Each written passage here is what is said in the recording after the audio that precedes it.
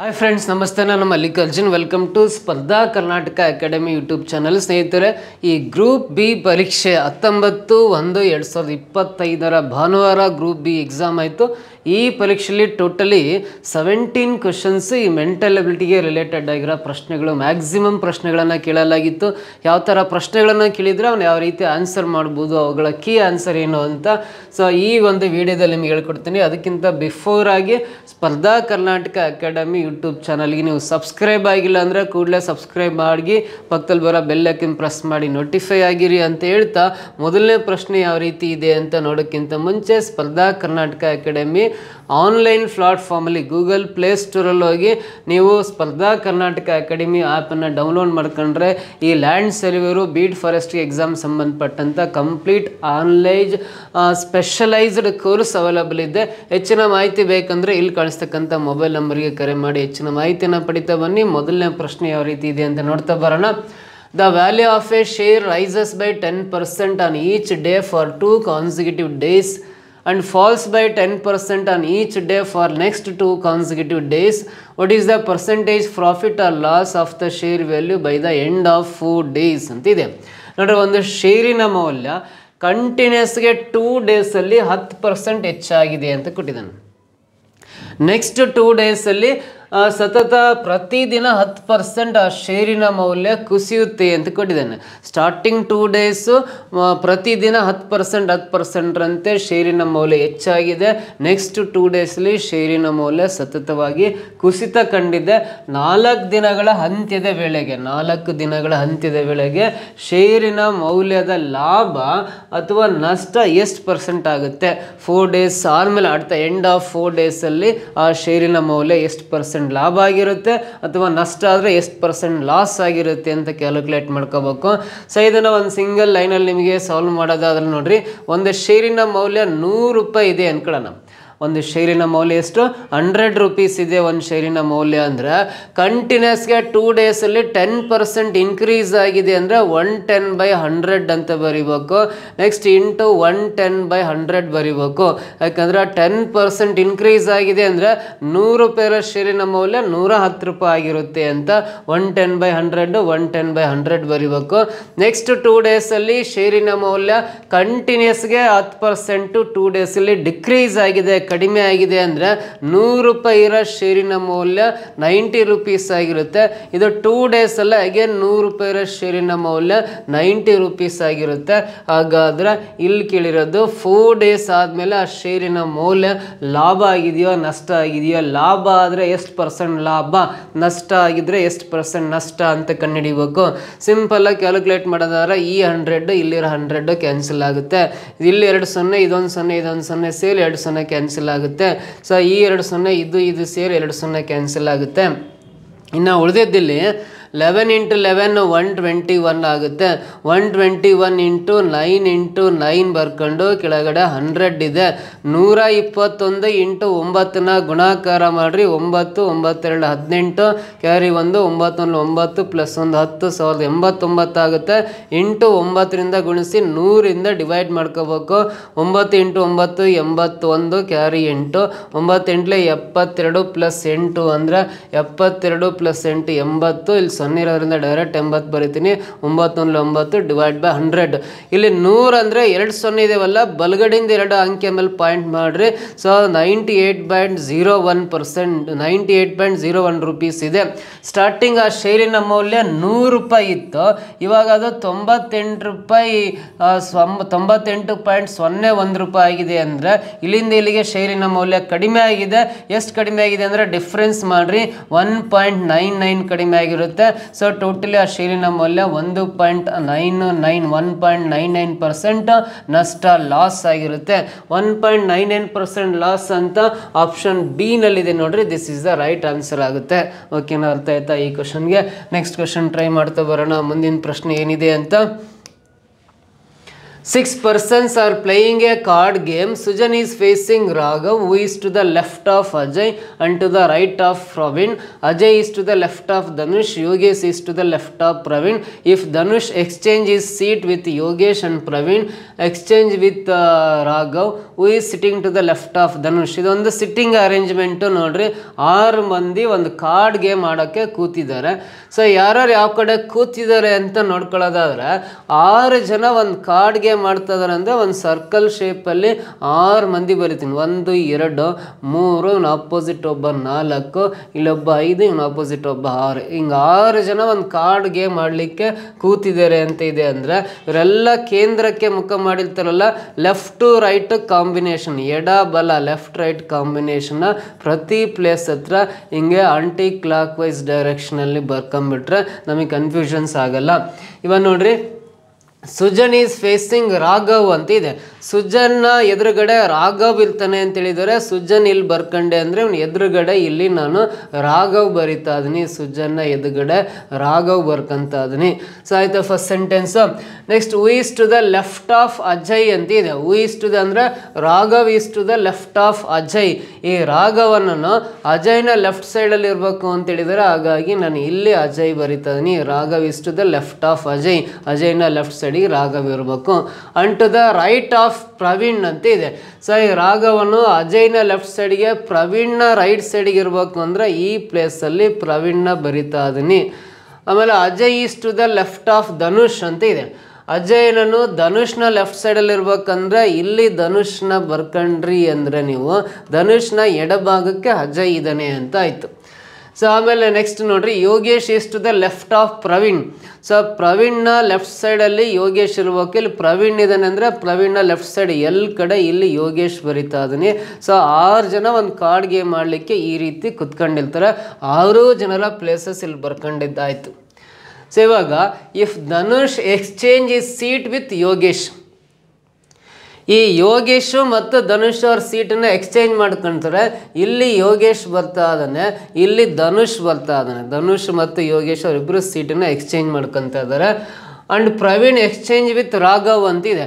ಪ್ರವೀಣ ಮತ್ತು ರಾಘವ್ ಅವರಿಬ್ಬರು ಸೀಟನ್ನು ಎಕ್ಸ್ಚೇಂಜ್ ಮಾಡ್ತಾ ಇದ್ದಾರೆ. ಇಲ್ಲಿ ಪ್ರವೀಣ್ ಬರ್ತಾ ಇದ್ದಾನೆ ರಾಘವ್ ಪ್ಲೇಸ್ಗೆ, ಆಮೇಲೆ ಪ್ರವೀಣ್ ಪ್ಲೇಸಿಗೆ ರಾಘವ್ ಬರ್ತಾ ಇದ್ದಾನೆ. ಅವರಿಬ್ಬರು ಎಕ್ಸ್ಚೇಂಜ್ ಮಾಡ್ಕೊತಾರೆ ಪ್ಲೇಸಸ್ನ ಎಕ್ಸ್ಚೇಂಜ್ ಮಾಡ್ಕೊಂಡ್ರು ಅಂದರೆ ನೋಡ್ರಿ, ಇಲ್ಲಿ who is sitting to the left of Dhanush ಅಂತಿದೆ. ಧನುಷ್ನ ಲೆಫ್ಟ್ ಸೈಡಲ್ಲಿ ಯಾರು ಕೂತಿರ್ತಾರೆ ಅಂತಿದೆ. ಇಲ್ಲಿ ಧನುಷ್ ಇಲ್ಲಿದ್ದಾನೆ ಅಂದರೆ ನೋಡ್ರಿ, ಇಲ್ಲಿ ಧನುಷ್ ಇದ್ದಾನೆ ಅಂದರೆ ಧನುಷ್ನ ಲೆಫ್ಟ್ ಸೈಡಲ್ಲಿ, ಈ ಧನುಷ್ನ ಲೆಫ್ಟ್ ಸೈಡಲ್ಲಿ ಯಾರಿದ್ದಾರೆ ಅಂದರೆ ಸುಜನ್ ಇದ್ದಾನೆ. ಸುಜನ್ ಅನ್ನೋದು ಫಸ್ಟ್ ಆಪ್ಷನಲ್ಲಿ ಇದೆಯಲ್ಲ, this is the right answer ಅಂತ ಹೇಳ್ತೀವಿ. ಗೊತ್ತಾಯ್ತಾ? ಸೊ ನೆಕ್ಸ್ಟ್ ಕ್ವಶನ್ ಬರೋಣ, ಮುಂದಿನ ಪ್ರಶ್ನೆ. ಸೊ ನೋಡ್ರಿ, ಮುಂದಿನ ಕ್ವಶನ್ ಆನ್ಸರ್ ಮಾಡೋಕ್ಕಿಂತ ಮುಂಚೆ ಸ್ಪರ್ಧಾ ಕರ್ನಾಟಕ ಅಕಾಡೆಮಿ ಆನ್ಲೈನ್ ಪ್ಲಾಟ್ಫಾರ್ಮಲ್ಲಿ ಈ ಲ್ಯಾಂಡ್ ಸರ್ವರ್ ಬೀಡ್ಸ್ ಫಾರೆಸ್ಟ್ರಿ ಎಕ್ಸಾಮಿಗೆ syllabus wise, topic wise with question paper analysis, PDF notes ಸಹಿತ ಆನ್ಲೈನ್ ಕೋರ್ಸಸ್ ಅವೈಲೇಬಲ್ ಇದೆ. ಗೂಗಲ್ ಪ್ಲೇ ಸ್ಟೋರಲ್ಲಿ ಹೋಗಿ ಸ್ಪರ್ಧಾ ಕರ್ನಾಟಕ ಅಕಾಡೆಮಿ ಆ್ಯಪನ್ನು ಡೌನ್ಲೋಡ್ ಮಾಡ್ಕೊಳ್ರಿ. ಹೆಚ್ಚಿನ ಮಾಹಿತಿ ಬೇಕಂದರೆ ಇಲ್ಲಿ ಕಾಣಿಸ್ತಕ್ಕಂಥ ಮೊಬೈಲ್ ನಂಬರ್ಗೆ ಕರೆ ಮಾಡ್ಬೋದು ಅಂತ ಹೇಳ್ತಾ ನೆಕ್ಸ್ಟ್ ಕ್ವಶನ್ ಬರೋಣ. From the given statements choose the appropriate conclusion. ನೀಡಿರುವ ಹೇಳಿಕೆಗಳಿಂದ ಸೂಕ್ತವಾದ ತೀರ್ಮಾನವನ್ನು ಆಯ್ಕೆ ಮಾಡಿ ಅಂತ ಇದೆಯಲ್ಲಿ 3 ಹೇಳಿಕೆಗಳನ್ನು ಕೊಟ್ಟಿದ್ದಾರೆ. ಈ 3 ಹೇಳಿಕೆಗಳಿಗೆ ಸಂಬಂಧಪಟ್ಟಂತೆ ಇಲ್ಲೊಂದು 2 ತೀರ್ಮಾನಗಳಿದ್ದಾವೆ. ಸೊ ಈ ಹೇಳಿಕೆಗಳಿಗೆ ಸಂಬಂಧಪಟ್ಟಂತೆ ಯಾವ ತೀರ್ಮಾನ ಕರೆಕ್ಟ್ ಅಂತ ಹೇಳ್ಬೇಕಂದ್ರೆ ಫಸ್ಟ್ ಈ ಹೇಳಿಕೆಗಳಿಗೆ ಸ್ಟೇಟ್ಮೆಂಟ್ಸ್ ಬರೆಯೋದು ಗೊತ್ತಾಗಬೇಕು. ಆಲ್ ಪೆನ್ಸ್ ಆರ್ ಟೂಲ್ಸ್ ಅಂತ ಇದೆಯಲ್ಲ, ಫಸ್ಟು ಪೆನ್ಸ್ ಸರ್ಕಲ್ ಬರಿತಾ ಇದ್ದಾನೆ. ಆಲ್ ಅಂತಿರೋದ್ರಿಂದ ಇದ್ರ ಮೇಲ್ಗಡೆ ಕಾನ್ಸೆಂಟ್ರಿಕ್ ಸರ್ಕಲ್ ಹಾಕ್ಕೊಂಡು ಆಲ್ ಪೆನ್ಸ್ ಆರ್ ಟೂಲ್ಸ್ ಅಂತ ಬರಿಬೇಕು. ಮೊದಲನೇ ಸ್ಟೇಟ್ಮೆಂಟ್ಗೆ ವೆನ್ ಡಯಾಗ್ರಾಮ್ ಈ ರೀತಿ ಹಾಕ್ತೀವಿ. ಆಲ್ ಅಂತಿದ್ರೆ ಅವ್ರ ಮೇಲ್ಗಡೆ ಬರಿಬೇಕು. ಆಮೇಲೆ ಸಮ್ ಟೂಲ್ಸ್ ಆರ್ ಮಷಿನ್ಸ್ ಅಂತಿದೆ. ಸಮ್ ಟೂಲ್ಸ್ ಅಂತ ಕೊಟ್ಟಿರೋದ್ರಿಂದ ಆ ಟೂಲ್ಸ್ಗೆ ಇಂಟರ್ಸೆಕ್ಟ್ ಆಗೋ ಥರ ಮಷಿನ್ಸ್ ಬರಿಬೇಕು. ಮಷಿನ್ಸ್ ಈ ರೀತಿನೂ ಬರ್ಕೋಬೋದು, ಅಥವಾ ಇದನ್ನು ವೆನ್ ಡಯಾಗ್ರಾಮ್ಸ್ ನೋಡ್ರಿ ಇನ್ನೊಂದು ರೀತಿನ ಹಾಕ್ತೀನಿ. ಫಸ್ಟು ಪೆನ್ಸ್ ಬರಿತಾ ಇದೀನಿ. ಆಲ್ ಪೆನ್ಸ್ ಆರ್ ಟೂಲ್ಸ್ ಅಂತ ಇದೆ ಅಂದರೆ ಇಲ್ಲಿ ಟೂಲ್ಸ್ ಬರಿತಾ ಇದೀನಿ. Next some tools or machines ಅಂತ ಇದೆಯಲ್ಲ, ಸಮ್ ಅಂತಿರೋದ್ರಿಂದ ಈ ಥರ ಇಂಟರ್ಸೆಕ್ಟಿಂಗ್ ಸರ್ಕಲ್ ಹಾಕೊಂಡು ಸಮ್ ಟೂಲ್ಸ್ ಆರ್ ಮಷಿನ್ಸ್ ಅಂತ ಈ ರೀತಿ ಮಷಿನ್ಸ್ ಬರಿತಾ ಇದೀನಿ. ಈ ಥರನೂ ಬರಿಬೋದು. ಬರೀ ಟೂಲ್ಸ್ಗೆ ಅಷ್ಟೇ ಇಂಟರ್ಸೆಕ್ಟ್ ಆಗಿ ಮಷಿನ್ಸ್ ಬರಿಬೋದು. ಇದಷ್ಟು ಸರ್ಕಲ್ ಟೂಲ್ಸ್ ಆಗಿರೋದ್ರಿಂದ ಅರ್ಧದಿಂದ ಸೇರಿ ಇಂಟರ್ಸೆಕ್ಟ್ ಆಗೋ ಥರನ ಮಷಿನ್ಸ್ ಬರಿಬೇಕು. ಯಾಕಂದರೆ ಸಮ್ ಅಂತ ಪದ ಇದೆ, ಕೆಲವು ಅಂತ ಇರೋದ್ರಿಂದ. Next all machines or gadget ಅಂತ ಇದೆ. ಆಲ್ ಮಷಿನ್ಸ್ ಆರ್ ಗ್ಯಾಡ್ಜೆಟ್ಸ್ ಅಂತ ಇದೆ ಅಂದರೆ ಮಷಿನ್ ಮೇಲ್ಗಡೆ ಆಲ್ ಅಂತ ಇರೋದ್ರಿಂದ ಕಾನ್ಸಂಟ್ರೇಟ್ ಸರ್ಕಲ್ ಹಾಕೊಂಡು ಆಲ್ ಮಷಿನ್ಸ್ ಆರ್ ಗ್ಯಾಡ್ಜೆಟ್ಸ್ ಅಂತ ಇದೆಯಲ್ಲ ಈ ರೀತಿ ಬರೀತಾ ಇದೀನಿ. ಸೊ ಇಲ್ಲಿ ಎಲ್ಲ ಯಂತ್ರಗಳು ಗ್ಯಾಜೆಟ್ಗಳು ಅಂತ ಇದೆಯಲ್ಲ ಇದ್ರ ಮೇಲ್ಗಡೆ ಕಾನ್ಸಂಟ್ರೇಟ್ ಸರ್ಕಲ್ ಹಾಕಿ ಗ್ಯಾಡ್ಜೆಟ್ಸ್ ಅಂತ ಬರೀತಾ ಇದೀನಿ. ಸೊ ಇದಿಷ್ಟು ಬರ್ಕೊಂಡಾದ್ಮೇಲೆ ಆ ಕನ್ಕ್ಲೂಷನ್ಸ್ ಇವೆರಡರಲ್ಲೂ ಟ್ರೂ ಆದ್ರೆ ಮಾತ್ರ ಟ್ರೂ ಅಂತ ತಗೋಬೇಕು. ಒಂದರಲ್ಲಿ ಸರಿಯಾಗಿ ಇನ್ನೊಂದರಲ್ಲಿ ತಪ್ಪಾದ್ರೆ ಟೋಟಲಿ ರಾಂಗ್ ಅಂತಲೇ ಡಿಕ್ಲೇರ್ ಮಾಡಬೇಕು. ಎರಡೂ ಕನ್ಕ್ಲೂಷನಲ್ಲಿ ಸರಿ ಆದ್ರೆ ಮಾತ್ರ ಸರಿ ಅಂತ ಹೇಳ್ಬೇಕು. ಇವಾಗ ಮೊದಲನೇ ಕನ್ಕ್ಲೂಷನ್ ನೋಡ್ರಿ, ಕೆಲವು ಸಾಧನಗಳು ಗ್ಯಾಜೆಟ್ಗಳು ನಾವು ಇಂಗ್ಲೀಷಲ್ಲಿ ಮಾಡಿರೋದ್ರಿಂದ ಸಮ್ ಟೂಲ್ಸ್ ಆರ್ ಗ್ಯಾಡ್ಜೆಟ್ಸ್ ಅಂತ ಇದೆಯಲ್ಲ, ಸಮ್ ಟೂಲ್ಸ್ ಆರ್ ಗ್ಯಾಡ್ಜೆಟ್ಸ್ ಅಂತ ಇದೆಯಲ್ಲ. ಸೊ ಇದು ಟೂಲ್ಸ್ ಸರ್ಕಲ್, ಇದು ಗ್ಯಾಡ್ಜೆಟ್ ಸರ್ಕಲ್. ಇವೆರಡು ನೋಡ್ರಿ, ಟೂಲ್ ಸರ್ಕಲ್ ಗ್ಯಾಜೆಟ್ ಸರ್ಕಲ್ ಇವೆರಡು ಇಂಟರ್ಸೆಕ್ಟ್ ಆಗಿದಾವೆ. ಸೊ ಇಂಟರ್ಸೆಕ್ಟ್ ಆಗಿದಾವೆ ಅಂದರೆ ಇಲ್ಲಿ ಸಮ್ ಅಂತ ಹೊರಡೋದ್ರಿಂದ ಇದು ಟ್ರೂ ಆಗುತ್ತೆ. ಮೊದಲನೇ ತೀರ್ಮಾನ ಸರಿಯಾಗಿದೆ, ಅದು ಮೊದಲನೇ ಡಯಾಗ್ರಾಮಲ್ಲಿ. ಅದನ್ನೇ ಎರಡನೇ ಡಯಾಗ್ರಾಮಲ್ಲಿ ನೋಡ್ಕೊಳ್ರಿ, ಟೂಲ್ ಸರ್ಕಲ್ ಇಲ್ಲಿದೆ, ಗ್ಯಾಜೆಟ್ ಸರ್ಕಲ್ ಇಲ್ಲಿದೆ ಅಂದರೆ ಇವೆರಡು ಇಂಟರ್ಸೆಕ್ಟ್ ಆಗಿದ್ದಾವೆ, ಛೇದಿಸಿದ್ದಾವೆ ಅಂದರೆ ಸಮ್ ವರ್ಡ್ ಇರಬೇಕು. ಇಲ್ಲಿ ಸಮ್ ಇರೋದ್ರಿಂದ ಎರಡೂ ಡಯಾಗ್ರಾಮಲ್ಲಿ ಸರಿಯಾಗಿದೆ ಅಂದರೆ totally first conclusion is true, ಮೊದಲನೇ ತೀರ್ಮಾನ ಸರಿ ಅಂತ ಹೇಳ್ಬೋದು. ಇವಾಗ ಎರಡನೇ ತೀರ್ಮಾನಕ್ಕೆ ಬರೋಣ. ಸಮ್ ಪೆನ್ಸ್ ಆರ್ ಮಷಿನ್ಸ್ ಅಂತ ಇದೆ. ಪೆನ್ಸ್ ಎಲ್ಲಿದೆ ನೋಡ್ರಿ, ಪೆನ್ ಸರ್ಕಲ್ ಇಲ್ಲಿದೆ, ಮಷಿನ್ ಸರ್ಕಲ್ ಇಲ್ಲಿದೆ. ಇವೆರಡು ಸಪ್ರೇಟ್ ಇದ್ದಾವೆ ಅಂದರೆ ಅಲ್ಲಿ ನೋ ಅಂತ ವರ್ಡ್ ಬರಬೇಕು. ಇಲ್ಲಿ ನೋ ಅಂತ ಇಲ್ಲ, ಏನಿದೆ ಸಮ್ ಅಂತ ಇರೋದ್ರಿಂದ ರಾಂಗ್ ಆಗುತ್ತೆ. ಫಸ್ಟ್ ಡಯಾಗ್ರಾಮಲ್ಲೇ ರಾಂಗ್ ಆಯ್ತು ಅಂದರೆ ಸೆಕೆಂಡ್ ಡಯಾಗ್ರಾಮಲ್ಲಿ ಸರಿಯಾದರೂ ಕೂಡ ಚೆಕ್ ಮಾಡೋ ಅವಶ್ಯಕತೆ ಇಲ್ಲ. ಒಂದರಲ್ಲಿ ತಪ್ಪಾರ ಟೋಟಲಿ ರಾಂಗ್ ಅಂತಲೇ ಡಿಕ್ಲೇರ್ ಮಾಡ್ತೀವಿ. ಹಾಗಾಗಿ ಇದಕ್ಕೆ ನಿರ್ಣಯ ಮಾತ್ರ ಒಂದು ಅನುಸರಿಸುತ್ತದೆ. ಓನ್ಲಿ ಕನ್ಕ್ಲೂಷನ್ ಫಸ್ಟ್ ಫಾಲೋಸ್ ಅಂತ ಆಪ್ಷನ್ ಇರುತ್ತಲ್ಲ ಇಂಗ್ಲೀಷಲ್ಲಿ, ಅದು ಸರಿ ಉತ್ತರ ಆಗಿರುತ್ತೆ. ಓಕೆನಾ, ನೆಕ್ಸ್ಟ್ ಪ್ರಶ್ನೆ ಬರೋಣ.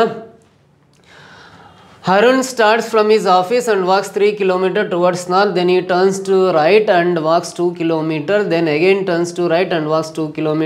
In which direction is he from the starting point? ನೋಡಿ, ಹರುಣ್ ತನ್ನ ಕಚೇರಿಯಿಂದ ಪ್ರಾರಂಭಿಸಿ ಉತ್ತರದ ಕಡೆಗೆ 3 ಕಿಲೋಮೀಟರ್ ಅಂತಿದೆ. ಸೊ ಇದಕ್ಕೆ ಅರುಣ್ನ ಆಫೀಸ್ ಅಂತ ಅನ್ಕೊಳ್ಳೋಣ. ಅರುಣ್ನ ಆಫೀಸ್ ಇದು ಕಚೇರಿ. ಈ ಕಚೇರಿಯಿಂದ ಸ್ಟಾರ್ಟ್ ಮಾಡಿ ಉತ್ತರದ ಕಡೆಗೆ ನಾರ್ತ್ಗೆ ಉತ್ತರದ ಕಡೆಗೆ 3 ಕಿಲೋಮೀಟರ್ ಹೋಗ್ತಾ ಇದ್ದಾನೆ. 3 ಬರೀತಾ ಅದನ್ನೇ. ನಂತರ ಬಲಕ್ಕೆ ತಿರುಗಿ ಹಿಂಗೆ ನಾರ್ತಿಗೆ ಹೋದಾಗ ಬಲ ಅಂದರೆ ನನ್ನ ರೈಟ್ ಹ್ಯಾಂಡ್ ಇದೆ ನೋಡ್ರಿ, ಈ ಸೈಡ್ ಬರಿಬೇಕು. ಬಲಕ್ಕೆ ತಿರುಗಿ 2 ಕಿಲೋಮೀಟರ್ ಹೋಗ್ತದಾನೆ, 2 ಬರಿತಾ ಇದೀನಿ. ಸೊ ಮತ್ತೆ ಬಲಕ್ಕೆ ತಿರುಗಿ 2 ಕಿಲೋಮೀಟರ್ ನಡೆಯುತ್ತಾನೆ. ಇಲ್ಲಿಂದ ಮತ್ತೆ ಬಲ ಅಂದರೆ ಕೆಳಗೆ ಬರಬೇಕು. 2 ಕಿಲೋಮೀಟರ್ ಅಂದರೆ ಇಷ್ಟೇ ಬರೀತಾ ಅದನ್ನ. ಇವಾಗ ಇಲ್ಲಿದ್ದಾನೆ ಅರುಣ್, ಈ ಪ್ಲೇಸಲ್ಲಿ ಅರುಣ್ ಇದ್ದಾರೆ. ಸೊ ಅವನು ಪ್ರಾರಂಭದ ಬಿಂದುವಿನಿಂದ ಯಾವ ದಿಕ್ಕಿನಲ್ಲಿರುತ್ತಾನೆ? ಸ್ಟಾರ್ಟಿಂಗ್ ಪ್ಲೇಸ್ ಅಂದರೆ ಅವನ ಆಫೀಸಿಂದ ಯಾವ ದಿಕ್ಕಿನ ಕಡೆಗಿದ್ದಾನೆ ಅಂತ ಕ್ವಶನ್ ಕೇಳಿದ್ದಾರೆ. ಅವನ ಆಫೀಸಿಂದ ಎಕ್ಸಾಕ್ಟಾಗಿ ಮೇಲೆ ಹೋದರೆ ಉತ್ತರ ದಿಕ್ಕು, ಉತ್ತರ ದಿಕ್ಕು. ಸೊ ಎಕ್ಸಾಕ್ಟಾಗಿ ಹಾರಿಜೆಂಟಲ್ ಹೋದರೆ ಇದು ಪೂರ್ವ ದಿಕ್ಕು. ಈ ಉತ್ತರ ಮತ್ತು ಪೂರ್ವ ದಿಕ್ಕಿನ ನಡುವೆ ಅರುಣ್ ಇದ್ದಾನೆ. ಸೊ ಇಲ್ಲಿ ಯಾವ ದಿಕ್ಕು ಬರುತ್ತೆ ಅಂದರೆ VI ಅಂದರೆ ಈಶಾನ್ಯ ದಿಕ್ಕು ಬರುತ್ತೆ. ಉತ್ತರ ಮತ್ತು ಪೂರ್ವದ ನಡುವೆ ಬರೋ ದಿಕ್ಕು ಈಶಾನ್ಯ ದಿಕ್ಕಾಗುತ್ತೆ. ನಾರ್ತ್ ಈಸ್ಟ್ ಡೈರೆಕ್ಷನ್ ಅಂತ ಇಂಗ್ಲೀಷಲ್ಲಿ ಕರಿತೀವಿ. ನಾರ್ತ್ ಈಸ್ಟ್ ಡೈರೆಕ್ಷನ್ ಈಶಾನ್ಯ ದಿಕ್ಕಾಗುತ್ತೆ.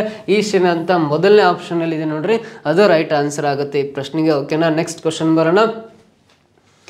4 boys and 2 girls are to be seated in a row in such a way that the 2 girls are always together. In how many different ways can they be seated ಅಂತ ಇದೆ. ಇಬ್ಬರು ಹೆಣ್ಣು ಮಕ್ಕಳು ಒಟ್ಟಿಗೆ ಕುಳಿತುಕೊಳ್ಳುವಂತಹ ರೀತಿಯಲ್ಲಿ ಒಂದು ಸಾಲಿನಲ್ಲಿ 4 ಹುಡುಗರು ಮತ್ತು 2 ಹೆಣ್ಣು ಮಕ್ಕಳನ್ನು ಕೂರಿಸಬೇಕಾಗಿದೆ. ಎಷ್ಟು ವಿವಿಧ ಬಗೆಗಳಲ್ಲಿ ಅವರನ್ನು ಕೂರಿಸಬಹುದು ಅಂತಿದೆ. ಇಲ್ಲಿ 2 ಜನ ಗರ್ಲ್ಸ್ ಇದ್ದಾರೆ, G1 G2 ಅಂತ ಬರೀತೀನಿ. 4 ಜನ ಬಾಯ್ಸ್ ಇದ್ದಾರೆ, B1 B2 B3 B4 ಅಂತ. ಸೊ 2 ಜನ ಗರ್ಲ್ಸ್ ಮತ್ತು 4 ಜನ ಬಾಯ್ಸ್ನ ಒಂದು ಸಾಲಲ್ಲಿ ಕೂರಿಸ್ಬೇಕು.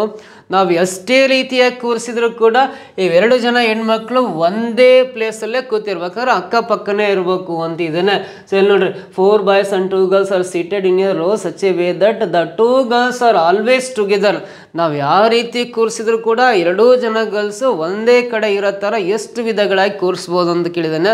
ಫಾರ್ ಎಕ್ಸಾಂಪಲ್ ನೋಡ್ರಿ, G1 G2 ಅಂತ ಗರ್ಲ್ಸ್ ಇಬ್ಬರನ್ನ ಕೂರಿಸ್ಬಿಟ್ಟು ಕೆಳಗಡೆ B1 B2 ಆಮೇಲೆ B3 B4 ಬಾಯ್ಸ್ನ ಕೂರಿಸಿದ್ರೆ ಒಂದು ವಿಧಾನ ಆಯಿತು.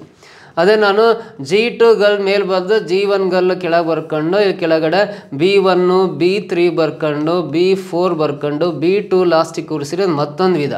ಅಥವಾ ಇಲ್ಲಿ B1 ಫಸ್ಟಿಗೆ ಕೂರಿಸಿ, ಆಮೇಲೆ G1 ಗರ್ಲು G2 ಗರ್ಲ್ನ ಕೂರಿಸಿ, ಇನ್ನು ಉಳಿದವರು B2 ಬಾಯಿ, B3 ಬಾಯಿ, ಆಮೇಲೆ B4 ಬಾಯಿನ ಕೆಳಗೆ ಕೂರಿಸಿದ್ರೆ ಇದು ಮತ್ತೊಂದು ವಿಧವಾಗಿ ಕೂರಿಸೋ ವಿಧಾನ ಆಯಿತು.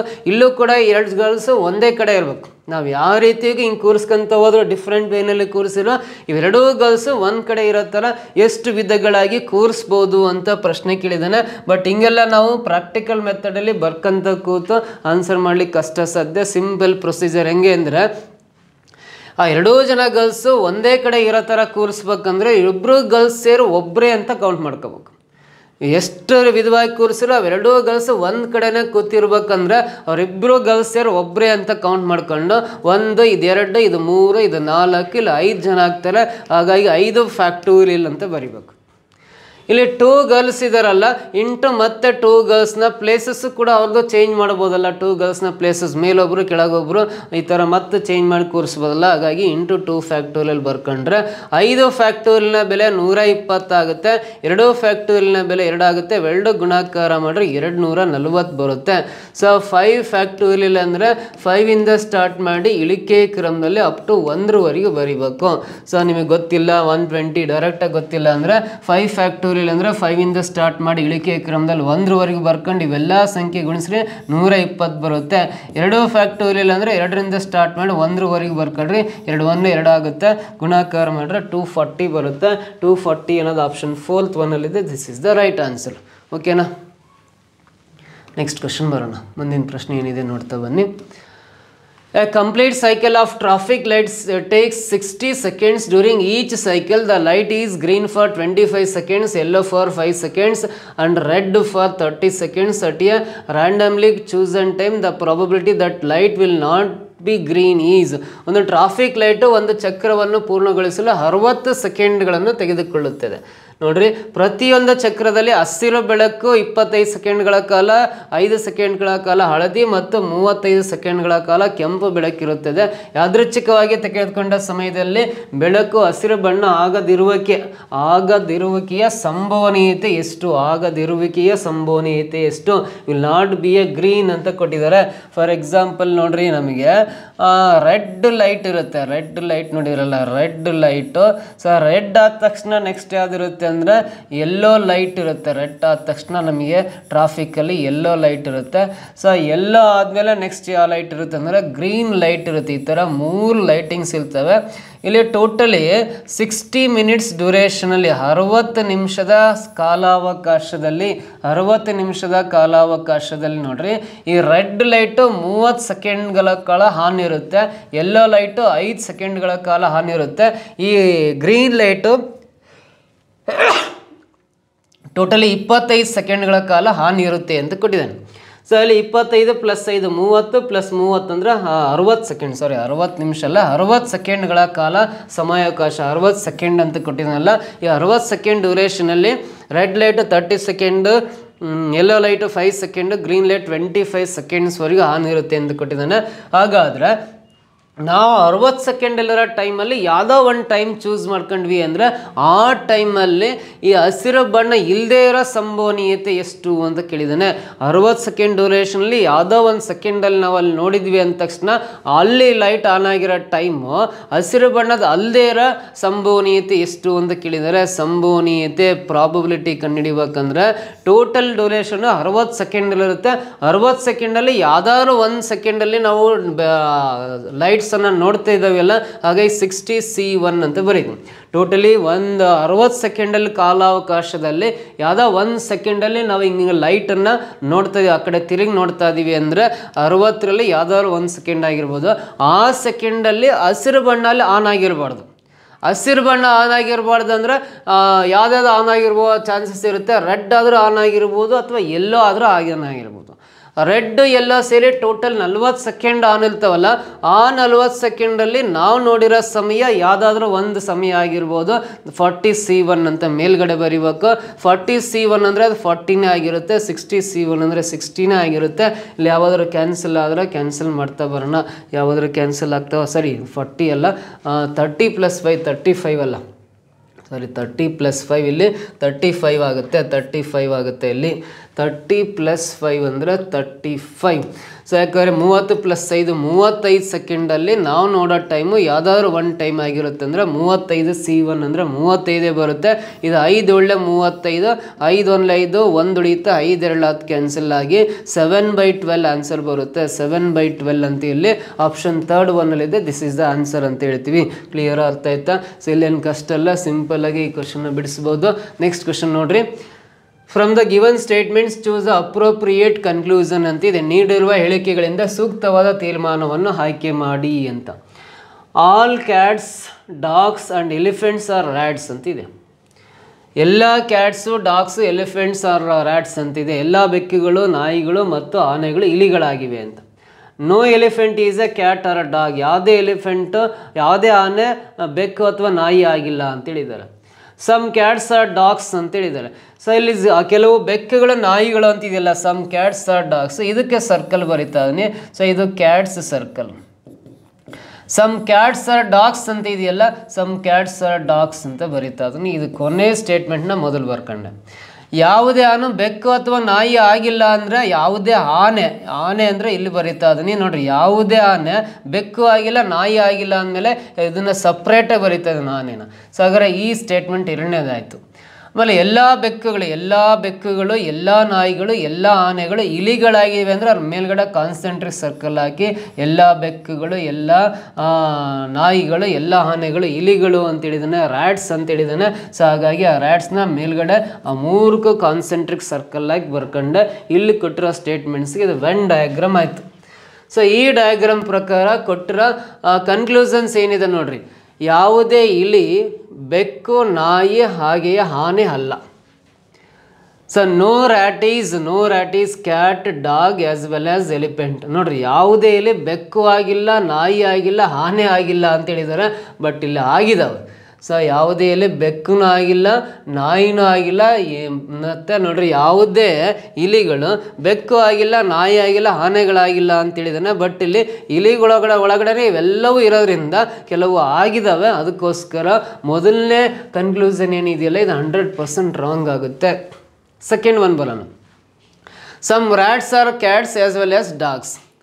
ಕೆಲವು ಇಲಿಗಳು ಬೆಕ್ಕುಗಳು ಹಾಗೆಯೇ ನಾಯಿಗಳಾಗಿದ್ದಾವೆ ಅನ್ನೋದು ಇದೆಯಲ್ಲ, ಇದು 100% ನಿಜ ಆಗುತ್ತೆ. ನೋಡ್ರಿ, ಇಲಿಗಳಲ್ಲಿ ಕೆಲವು ಇಲಿಗಳು ಒಳಗಡೆ ಇರೋದ್ರಿಂದ ಇಲಿಗಳಲ್ಲಿ ಕೆಲವು ಬೆಕ್ಕುಗಳಾಗಿದ್ದಾವೆ, ಕೆಲವು ನಾಯಿಗಳಾಗಿದ್ದಾವೆ ಅಂತ. ಇದಿಷ್ಟು ಇಲಿಗಳ ಸರ್ಕಲ್ ಅಂದರೆ ಇಲಿಗಳಲ್ಲಿ ಕೆಲವು ಬೆಕ್ಕುಗಳಿದ್ದಾವೆ, ಕೆಲವು ನಾಯಿಗಳಿದ್ದಾವೆ, ಉಳಿದಿರೋ ಜಾಗ ಆನೆ ಇದ್ದಾವೆ, ಇನ್ನು ಉಳಿದಿರೋ ಬೇರೆ ಬೇರೆ ಪ್ರಾಣಿಗಳಿದ್ದಾವೆ ಅಂತ ಅರ್ಥ.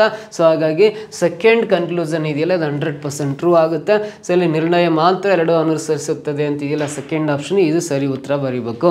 ಓನ್ಲಿ ಕನ್ಕ್ಲೂಷನ್ ಸೆಕೆಂಡ್ ಫಾಲೋಸ್ ಅಂತ. ನೆಕ್ಸ್ಟ್ ಕ್ವಶನ್ ಬರೋಣ.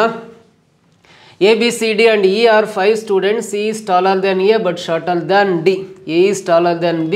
E is same height of B. Who is the tallest among them? ನೋಡಿ, A, B, C, D ಮತ್ತು E 5 ವಿದ್ಯಾರ್ಥಿಗಳು ಅಂತ ಕೊಟ್ಟಿದ್ದಾನೆ. C ಹೇಗಿಂತ ಎತ್ತರವಾಗಿದ್ದಾನೆ ಅಂತಿದೆ. ಸಿ ಅನ್ನೋನು ಹೇಗಿಂತ ಹೈಟ್ ಇದ್ದಾನೆ ಅಂತ ಕೊಟ್ಟಿರೋದ್ರಿಂದ ಏನ ಸಿ ಪಕ್ಕದಲ್ಲಿ ಬರೀತೀನಿ. ಸಿ ಅನ್ನೋನು ಹೇಗಿಂತ ಹೈಟ್ ಇದ್ದಾನೆ ಅಂತ ಆಯಿತು. ಆದರೆ ಡಿಗಿಂತ ಕುಳ್ಳ. ಸಿ ಅನ್ನೋನು ಹೇಗಿಂತ ಹೈಟ್ ಇದ್ದಾನೆ, ಆದರೆ ಡಿಗಿಂತ ಕುಳ್ಳ ಅಂದರೆ ಇಲ್ಲಿ ಡಿ ಬರಿಬೇಕು. ನೋಡು, ಸಿ ಅನ್ನೋನು ಹೇಗಿಂತ ಹೈಟ್ ಇದ್ದಾನೆ, ಡಿಗಿಂತ ಕುಳ್ಳ ಆದ. ಆಮೇಲೆ ಎ ಬಿಗಿಂತ ಎತ್ತರ. ಏನನ್ನು ಬಿಗಿಂತ ಎತ್ತರ ಇರ್ಬೇಕಂದ್ರೆ ಬಿನ ಇಲ್ಲಿ ಬರೀತಾ ಇದೆ. ಏನನ್ನು ಬಿಗಿಂತ ಎತ್ತರ. ಇಯು ಬಿಯ ಎತ್ತರದಷ್ಟೇ ಇದ್ದಾನೆ ಅಂದರೆ ಇ ಮತ್ತು ಬಿ ಸೇಮ್ ಹೈಟ್ ಇದ್ದಾರೆ ಅಂದರೆ ಇ ಮತ್ತು ಬಿ ಅಕ್ಕಪಕ್ಕದಲ್ಲಿ ಬರೀತಾ ಇದೆ. ಈ ರೀತಿ 5 ಜನ ವಿದ್ಯಾರ್ಥಿಗಳನ್ನು ಈ ರೀತಿ ಅವರ ಎತ್ತರಕ್ಕನುಗುಣವಾಗಿ ಬರ್ಕೊಂಡೆ. ಅವರ ಹೈಟ್ ಬೇಸ್ಡ್ ಆನ್ ಬರ್ಕೊಂಡ. ಆಮೇಲೆ ಅವರಲ್ಲಿ ಯಾರು ಅತ್ಯಂತ ಎತ್ತರ ಆಗಿದ್ದಾರೆ, ಅತಿ ಎತ್ತರವಾಗಿರೋರು ಯಾರು ಇಲ್ಲಿ ಅಂದರೆ ಡಿ ಅತ್ಯಂತ ಎತ್ತರವಾಗಿದ್ದಾನೆ. ಆಪ್ಷನ್ 4th ಒನ್ನಲ್ಲಿದೆ. This is the exact answer. ಓಕೆನಾ? ನೆಕ್ಸ್ಟ್ ಕ್ವೆಶನ್ ಬರೋಣ. In how many ways can a group of 3 boys and 2 girls be made out of 7 boys and 3 girls? ನೋಡ್ರಿ, ಒಟ್ಟು 7 ಹುಡುಗರು ಮತ್ತು 3 ಹುಡುಗಿಯರ ಪೈಕಿ 3 ಹುಡುಗರು ಮತ್ತು 2 ಹುಡುಗಿಯರ ಗುಂಪನ್ನು ಎಷ್ಟು ವಿಧಗಳಲ್ಲಿ ಮಾಡಬಹುದಾಗಿದೆ ಅಂತ. ಟೋಟಲಿ ಬಾಯ್ಸ್ ನೋಡ್ರಿ 7 ಬಾಯ್ಸ್ ಇದ್ದಾರೆ. ಆಮೇಲೆ ಗರ್ಲ್ಸ್ ಎಷ್ಟಿದ್ದಾರೆ ಅಂದರೆ 3 ಗರ್ಲ್ಸ್ ಇದ್ದಾರೆ. ಇದರಲ್ಲಿ 3 ಹುಡುಗರು ಮತ್ತು 2 ಹುಡುಗಿಯರನ್ನ ನಾವು ಎಷ್ಟು ವಿಧಗಳಲ್ಲಿ ಗುಂಪನ್ನು ಮಾಡಬಹುದು ಅಂತ ಕೇಳಿದನಲ್ಲ. ಇದು ಕಾಂಬಿನೇಷನ್ ವಿಕಲ್ಪಕ್ಕೆ ಸಂಬಂಧಪಟ್ಟಂತೆ ಪ್ರಶ್ನೆ. 7 ಜನ ಬಾಯ್ಸಲ್ಲಿ 3 ಜನ ಬಾಯ್ಸ್ ಸೆಲೆಕ್ಟ್ ಮಾಡ್ಕೋಬೇಕು. 7C3 ಬರಿಬೇಕು. ಮತ್ತು 3 ಜನ ಬಾಯ್ಸಲ್ಲಿ 2 ಜನ ಸಾರಿ 3 ಜನ ಗರ್ಲ್ಸಲ್ಲಿ 2 ಜನ ಗರ್ಲ್ಸ್ ಸೆಲೆಕ್ಟ್ ಮಾಡಬೇಕು. ಹಾಗೆ ಇಂಟು 3C2 ಅಂತ ಬರಿಬೇಕು. ಮತ್ತು ಅಂತ ಇದ್ರಲ್ಲಿ ಇಂಟು ಅಂತ ಹಾಕೋಬೇಕು, ಅಥವಾ ಅಂತ ಇದ್ರೆ ಪ್ಲಸ್ ಹಾಕೋಬೇಕು. ಅದರ ಕೆಲವೊಂದು ಮೀನಿಂಗ್ ಇದ್ದಾವೆ, ಆ ಪಾಠ ಡೀಟೇಲ್ ಆಗಿ ಕೇಳಿದ್ರೆ ಗೊತ್ತಾಗುತ್ತೆ ನಿಮಗೆ. 7C3 ವ್ಯಾಲ್ಯೂ ಅಂದರೆ 7ಇಂದ ಸ್ಟಾರ್ಟ್ ಮಾಡ್ಬೇಕು. ಈ 7ಇಂದ ಸ್ಟಾರ್ಟ್ ಮಾಡಿ ಡಿಸೆಂಡಿಂಗ್ ಆರ್ಡರ್ಲಿ ಇಳಿಕೆ ಕ್ರಮದಲ್ಲಿ 3 ಸಂಖ್ಯೆಗಳನ್ನು ಬರ್ಕೊಂಬಿಟ್ಟು ಕೆಳಗಡೆ 3ಇಂದ ಸ್ಟಾರ್ಟ್ ಮಾಡಿ ಅಪ್ ಟು 1ರವರೆಗೆ ಬರಿಬೇಕು.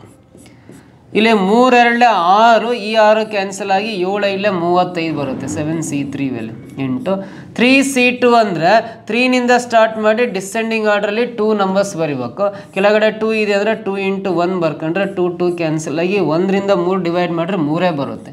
35 ಇಂಟು 3 ಗುಣಾಕಾರ ಮಾಡಿದ್ರೆ 105 ಬರುತ್ತಲ್ಲ. ಸೊ ಇದರ ವ್ಯಾಲ್ಯೂ 105 ಬರುತ್ತೆ. 105 ಅನ್ನೋದು ಫಸ್ಟ್ ಆಪ್ಷನಲ್ಲಿದೆ. This is the answer.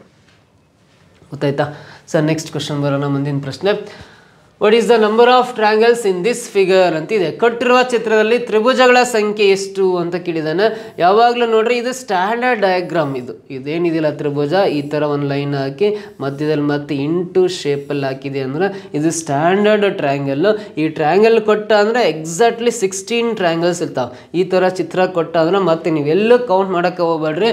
So ಒಂದು ತ್ರಿಭುಜ ಕೊಟ್ಟು ಮಧ್ಯದಲ್ಲಿ ಹಿಂಗೆ ಒಂದು ಲೈನು ಹಿಂಗೆ ಇಂಟು ಮಾರ್ಕಲ್ಲಿ ಹಾಕಿದೆ ಅಂದರೆ 100% ಇಲ್ಲಿ ಏನು ಕೌಂಟ್ ಮಾಡೋಕ್ಕೆ ಹೋಗ್ಬೇಡ್ರಿ. 16 ಟ್ರಯಾಂಗಲ್ಸ್ ಇದಾವೆ.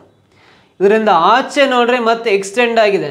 ಎಕ್ಸ್ಟೆಂಡ್ ಆಗಿದೆ ಅಂದರೆ ಈ ಲೈನ್ನ ಮತ್ತೆ ಈ ಕಡೆ ಎಕ್ಸ್ಟೆಂಡ್ ಮಾಡಿದರೆ ಇಲ್ಲಿಂದ ಇಲ್ಲಿಗೆ ಎಳೆದಾರೆ ಅಂದರೆ ನೋಡ್ರಿ ಈ ಭಾಗದಲ್ಲಿ ಒಂದು ತ್ರಿಭುಜ ಇದೆ, ಇದು ಒಂದು. ಆಮೇಲೆ ಇದರಲ್ಲಿರೋ ಲೈನು ಇದರಲ್ಲಿರೋ ಲೈನ್ ಸೇರ್ಕೊಂಡು ಯಾವ ತ್ರಿಭುಜ ಆಗ್ತಾವೆ ಅಂದರೆ ಇಲ್ಲಿಂದ ಇಲ್ಲಿ ಒಂದು ಲೈನು, ಇದು 2 ಲೈನು, ಇದು ಪೂರ್ತಿ 3 ಲೈನ್ ಅಲ್ಲ. ಈ 3 ಲೈನ್ ಸೇರಿ ಮತ್ತೊಂದು ತ್ರಿಭುಜ ಆಗುತ್ತೆ. ಪ್ಲಸ್ ಅದಕ್ಕೆ 2 ಆ್ಯಡ್ ಮಾಡ್ತಾ ಇದ್ದೀನಿ. 16 + 2 ಅಂದರೆ ಟೋಟಲಿ 18 ತ್ರಿಭುಜಗಳಿದ್ದಾವೆ. 18 ಟ್ರಯಾಂಗಲ್ಸ್ ಇದ್ದಾವೆ. ಇಲ್ಲಿ 18 ನಾವು ಸೆಕೆಂಡ್ ಆಪ್ಷನಲ್ಲಿದೆ. This is the answer. ಕ್ಲಿಯರಾ? ಗೊತ್ತಾಯ್ತಾ? ನೆಕ್ಸ್ಟ್ ಕ್ವಶನ್ ಟ್ರೈ ಮಾಡ್ತಾ ಬನ್ನಿ. ಮುಂದಿನ ಪ್ರಶ್ನೆ, the length and the breadth of a rectangle are 20 cm and 10 cm respectively. The length is increased by 10% and the breadth is increased by 20%. What is the new area of rectangle ಅಂತಿದೆ. ಒಂದು ಆಯತದ ಉದ್ದ ಮತ್ತು ಅಗಲ ಕ್ರಮವಾಗಿ 20 centimetre ಮತ್ತು 10 centimetre ಇವೆ. ಉದ್ದವನ್ನು 10% ಹೆಚ್ಚಿಸಿ ಮತ್ತು ಅಗಲವನ್ನು 20% ಹೆಚ್ಚಿಸಿದರೆ ಆಗ ಆಯತದ ಹೊಸ ಕ್ಷೇತ್ರಫಲ ಎಷ್ಟು ಅಂತ ಕೇಳಿದ್ದಾನೆ. ಇಲ್ಲಿ ನೋಡ್ರಿ 2 ಆಯತಗಳನ್ನು ಬರ್ಕೊಂತೀನಿ. ಮೊದಲನೇ ಆಯತದ ಉದ್ದ 20 ಸೆಂಟಿಮೀಟರ್ ಇದೆ, 20 ಸೆಂಟಿಮೀಟರ್ ಇದೆ. ಅಗಲ 10 ಸೆಂಟಿಮೀಟರ್ ಕೊಟ್ಟಿದ್ದಾನೆ. ಅಗಲ 10 ಸೆಂಟಿಮೀಟರ್ ಕೊಟ್ಟಿದ್ದಾನೆ. ಇದರ ಉದ್ದ ಎಷ್ಟಿರುತ್ತಲ್ಲ ಅದಕ್ಕಿಂತ ಉದ್ದ 10% ಹೆಚ್ಚಾಗುತ್ತೆ ಅಂತ ಕೊಟ್ಟಿದ್ದಾನೆ. 100ಕ್ಕೆ 10 ಜಾಸ್ತಿ ಆದರೆ 20ಕ್ಕೆ 2 ಜಾಸ್ತಿ ಆಗಿ 20ಕ್ಕೆ 2 ಜಾಸ್ತಿ ಆಗಿ ಟೋಟಲಿ 20ಕ್ಕೆ ನೋಡ್ರಿ 20ಕ್ಕೆ 2 ಜಾಸ್ತಿ ಆಗುತ್ತೆ. ಸೊ 100ಕ್ಕೆ 10 ಆದಮೇಲೆ 20ಕ್ಕೆ 2 ಜಾಸ್ತಿ ಆಗುತ್ತೆ. ಸೊ ನೋಡ್ರಿ 20ಕ್ಕೆ ಅಂದರೆ ನಾವು 10 × 20 ಅಂದರೆ ಮಲ್ಟಿಪ್ಲೈ ಮಾಡಿ 200 ಪರ್ಸೆಂಟೇಜ್ಗಳಿಂದ 2 ಡಿಲೀಟ್ ಮಾಡಿರಿ 2 ಜಾಸ್ತಿ ಆಗುತ್ತೆ ಅಂತ. 20 + 2 ಅಂದರೆ ಈ ಆಯತದ ಉದ್ದ 22 ಸೆಂಟಿಮೀಟರ್ ಬರುತ್ತೆ. ಲೆಂತ್ ಆಫ್ ದಿಸ್ ರೆಕ್ಟ್ಯಾಂಗಲ್ ಅಂದರೆ 22 ಸೆಂಟಿಮೀಟರ್ ಆಗುತ್ತೆ. ಅಗಲವನ್ನು 20% ಹೆಚ್ಚಿಸಿ ಅಂತಿದೆ. ಅಗಲ ಇಲ್ಲ 10 ಇದೆಯಲ್ಲ, ಇದಕ್ಕಿಂತ 20% ಜಾಸ್ತಿ ಆಗುತ್ತೆ. 10 × 20 ಅಂದರೆ ಅಗೇನ್ 200 ಆಗುತ್ತೆ. ಪರ್ಸೆಂಟೇಜಲ್ಲಿರೋದ್ರಿಂದ 2 ಡಿಲೀಟ್ ಮಾಡ್ಕೊಳ್ರಿ. ಅಗಲ ಕೂಡ 2 ಸೆಂಟಿಮೀಟರ್ ಜಾಸ್ತಿ ಆಗುತ್ತೆ. 10 ಇರೋದು +2 ಜಾಸ್ತಿ ಆಯ್ತಂದ್ರೆ ಇದರ ಅಗಲ breadth of a rectangle 12 centimetre ಆಗಿರುತ್ತೆ ಅಂತ. ಇದು ಹೊಸ ಆಯತದ ಕ್ಷೇತ್ರಫಲ ಎಷ್ಟು ಅಂತ ಕೇಳಿದಾನೆ. So area of new rectangle ಎಷ್ಟು ಅಂತ ಕೇಳಿದಾನೆ. ಆಯತದ ವಿಸ್ತೀರ್ಣ ಕಂಡುಹಿಡಿಬೇಕಂದ್ರೆ ಫಾರ್ಮುಲಾ ಉದ್ದ ಇಂಟು ಅಗಲ, ಲೆಂತ್ ಇಂಟು ಬ್ರೆಡ್ತ್. ಉದ್ದ 22 ಇದೆ, ಅಗಲ 12 ಇದೆ. 2 ಗುಣಾಕಾರ ಮಾಡೋಣ. 12 × 24 ಕ್ಯಾರಿ 2, 12 × 24 + 2 26 ಆಗುತ್ತೆ. 264 ಬರುತ್ತೆ. 264 ಅಂತ ಥರ್ಡ್ ಆಪ್ಷನಲ್ಲಿದೆ. This is the answer. ಓಕೆನಾ? ನೆಕ್ಸ್ಟ್ ಕ್ವಶನ್ ಬರೋಣ. ಮುಂದಿನ ಪ್ರಶ್ನೆ, in an examination 52% of the candidates passed in English, 42% in mathematics, 42% in mathematics and 17% in both. The number of those who failed in both the subjects is. ನೋಡಿ, ಒಂದು ಪರೀಕ್ಷೆಯಲ್ಲಿ 52% ವಿದ್ಯಾರ್ಥಿಗಳು English ವಿಷಯದಲ್ಲಿ pass ಆಗಿದ್ದಾರೆ, 42% ವಿದ್ಯಾರ್ಥಿಗಳು ಗಣಿತದಲ್ಲಿ ಪಾಸ್ ಆಗಿದ್ದಾರೆ, ಹಾಗೂ 17% ವಿದ್ಯಾರ್ಥಿಗಳು ಎರಡೂ ವಿಷಯಗಳಲ್ಲಿ ಪಾಸ್ ಆಗಿದ್ದಾರೆ. ಎರಡೂ ವಿಷಯಗಳಲ್ಲಿ ಅನುತ್ತೀರ್ಣರಾದ ವಿದ್ಯಾರ್ಥಿಗಳ ಸಂಖ್ಯೆ ಎಷ್ಟು ಅಂತ ಕ್ವಶನ್ ಕೇಳಿದ್ದಾನೆ. ಸೊ ಇಲ್ಲಿ ನಾನು 2 ಸರ್ಕಲ್ಸ್ ಬರಿತಾ ಇದ್ದೀನಿ. ಒಂದು ಇಂಗ್ಲೀಷ್ ವಿಷಯ ಬರಿತಾನೆ, ಇನ್ನೊಂದು ಗಣಿತ ಮ್ಯಾಥ್ಸ್ ಅಂತ ಇದೆ. ಎರಡಕ್ಕೂ ಒಂದು ಇಂಟರ್ಸೆಕ್ಟಿಂಗ್ ಸರ್ಕಲ್ಸ್ ಹಾಕ್ತಾ ಇದ್ದೀನಿ. ಛೇದಿಸುವ ವೃತ್ತಗಳನ್ನು ಹಾಕಿಬಿಟ್ಟು ನೋಡಿ, 52% ವಿದ್ಯಾರ್ಥಿಗಳು ಇಂಗ್ಲೀಷ್ ವಿಷಯದಲ್ಲಿ ಅಂತ ಇದೆ, 42% ವಿದ್ಯಾರ್ಥಿಗಳು ಗಣಿತದಲ್ಲಿ ಪಾಸಾಗಿದ್ದಾರೆ ಅಂತಿದೆ, 17% ಎರಡೂ ವಿಷಯಗಳಲ್ಲಿ ಪಾಸಾಗಿದ್ದಾರೆ. ಸೊ ಫಸ್ಟ್ ಆಫ್ ಆಲ್ ಎರಡೂ ವಿಷಯಗಳಲ್ಲಿ ಪಾಸ್ ಆದರ ಸಂಖ್ಯೆ 17% ಇದೆ, 17 ಬರೀತೀನಿ. ಎರಡರಲ್ಲೂ ಪಾಸ್ ಆದರ ಸಂಖ್ಯೆ 17% ಇದೆ, 17 ಬರೀತೀನಿ. ಅದರಲ್ಲಿ ಇಂಗ್ಲೀಷಲ್ಲಿ ಪಾಸ್ ಆಗಿರೋ 52% ಇದೆಯಲ್ಲ, ಇಂಗ್ಲೀಷ್ ಸರ್ಕಲಲ್ಲಿ ಬರೋ ಎಲ್ಲ ಸಂಖ್ಯೆ ಸೇರಿ 52 ಆಗ್ಬೇಕು. ಆಲ್ರೆಡಿ ಇಲ್ಲಿ 17 ಕಾಣಿಸ್ತಾ ಇದೆ ಅಂದರೆ 52ರಲ್ಲಿ 17 ಮೈನಸ್ ಮಾಡಿರಿ, 35 ಮಾತ್ರ ಬರೀಬೇಕು ಇಂಗ್ಲೀಷಲ್ಲಿ. ಗಣಿತದಲ್ಲಿ ಪಾಸ್ ಆದವರು 42% ಇದೆ, 42% ಅಂದರೆ ಇಲ್ಲಿ ಗಣಿತ ಸರ್ಕಲ್ ಎಲ್ಲ ಸೇರಿ 42 ಆಗಬೇಕು. ಆಲ್ರೆಡಿ ಇಲ್ಲಿ 17 ಇದೆಯಲ್ಲ, 42ರಾಗ 17 ಬರ್ಕೊಂಡ್ರೆ ಇನ್ನು 25% ಮಾತ್ರ ಗಣಿತದಲ್ಲಿ ಪಾಸ್ ಆಗಿದ್ದಾರೆ. ಟೋಟಲಿ 3 ಸಂಖ್ಯೆನ ಕೂಡ್ಕೊಳ್ರಿ, 35 + 25 ಅಂದರೆ 60, 60 + 17 ಅಂದರೆ ಟೋಟಲ್ ಪಾಸ್ ಆಗಿರೋ ಸ್ಟೂಡೆಂಟ್ಸು 77% ಪಾಸ್ ಆಗಿದ್ದಾರೆ ಅಂತ. 77% ಪಾಸ್ ಆಗಿದ್ದಾರೆ ಅಂದರೆ ಇನ್ನು ಫೇಲ್ ಆದರೆ ಎಷ್ಟು ಅಂದರೆ 100ರಲ್ಲಿ ಪಾಸ್ ಆಗಿರೋ ಪರ್ಸೆಂಟೇಜ್ ಮೈನಸ್ ಮಾಡಿರಿ, ಇನ್ನು 23% ಜನ ಟೋಟಲಿ ಫೇಲ್ ಆಗಿದ್ದಾರೆ ಅಂತ. ಫೇಲ್ ಆದರ ಸಂಖ್ಯೆ 23%, ಸೆಕೆಂಡ್ ಆಪ್ಷನಲ್ಲಿದೆ. This is the answer. ಓಕೆನಾ? ನೆಕ್ಸ್ಟ್ ಕ್ವೆಶನ್ ಟ್ರೈ ಮಾಡ್ತಾ ಬನ್ನಿ. ಮುಂದಿನ ಪ್ರಶ್ನೆ. A student appeared in 6 papers. The maximum marks are the same for each paper. His marks in these papers are in the proportion 5:6:7:8:9:10. Overall, he scored 60%. In how many number of papers did he score less than 60% of the maximum marks? ನೋಡ್ರಿ, ಒಬ್ಬ ವಿದ್ಯಾರ್ಥಿ 6 ವಿಷಯಗಳಲ್ಲಿ ಪರೀಕ್ಷೆ ಬರ್ದಾನೆ. So ಪ್ರತಿಯೊಂದು ವಿಷಯ 100 ಮಾರ್ಕ್ಸ್ಗೆ ಅಂದರೆ 6 ವಿಷಯಗಳಿಂದ ಸೇರಿ 600 ಮಾರ್ಕ್ಸ್. ಇಲ್ಲ 100 ಅಂತ ಪ್ರಶ್ನೆಯಲ್ಲಿ ಕೊಟ್ಟಿಲ್ಲ, ನಾನು ಒಂದು ಪರೀಕ್ಷೆ 100 ಮಾರ್ಕ್ಸಿಗಿದೆ ಅಂತ ಅಸಂಪ್ಷನ್ ಮಾಡ್ಕೊಂಡಿದ್ದೀನಿ. ಸೆಲ್ಫ್ ಅಸಂಪ್ಷನ್ನ ಊಹೆ ಮಾಡ್ಕೊಂಡಿರೋದು. ಒಂದು ಸಬ್ಜೆಕ್ಟ್ 100 ಮಾರ್ಕ್ಸಿಗೆ ಅಂದರೆ 6 ಸಬ್ಜೆಕ್ಟಿಂದ ಸೇರಿ 600 ಮಾರ್ಕ್ಸ್ ಆಗುತ್ತೆ.